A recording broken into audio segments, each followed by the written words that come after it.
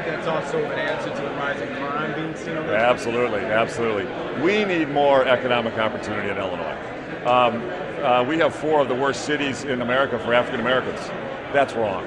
We need more economic opportunity in every neighborhood, in every community, and we need to do a better job of investing in our schools. That's why I was so excited that we got a school funding plan that improves it.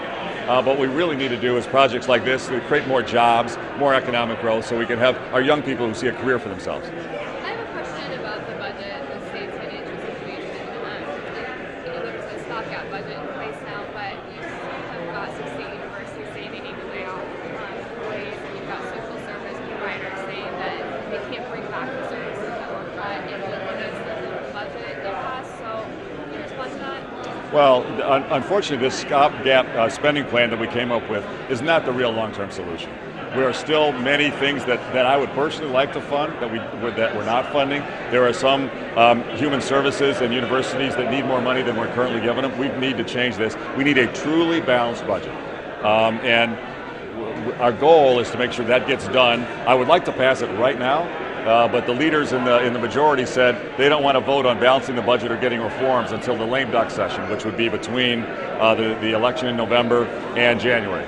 I don't want to wait. I've been pushing them to come to Springfield. Let's negotiate a balanced budget now so we can get more money for human services. We can get more money for our universities. They've said no. They want to focus on their election process, and so the stopgap purely existed to just get us barely to be able to get through that period. That's what it's about. Are you concerned, though, that at this point the damage has already been done and there's no really repairing? Well, I believe that when we get a balanced budget and we get more economic growth here, we can have the right infrastructure for our social services safety net that really meets the needs of our most vulnerable families. And frankly, when we have balanced budgets and we have a growing economy, I believe we won't have as many people who need those kind of human services and are vulnerable. We need more jobs, economic growth, and the money should come first to our schools. That's why I was excited that we got a stopgap education funding done. So 6 months from now, if there is no budget, how would that affect this Don't say project? that, it'll happen. I'm not saying if it doesn't, how would that affect this specific project? Well, so last year, even though we had a wildly out of balance budget that I had to veto, I signed the education piece last year, so our schools opened, and I signed the infrastructure, the capital spending bill last year.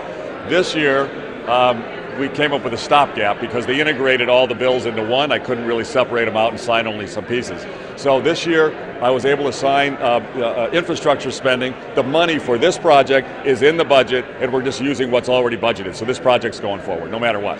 Thank you. Thanks very much, everybody. Appreciate it.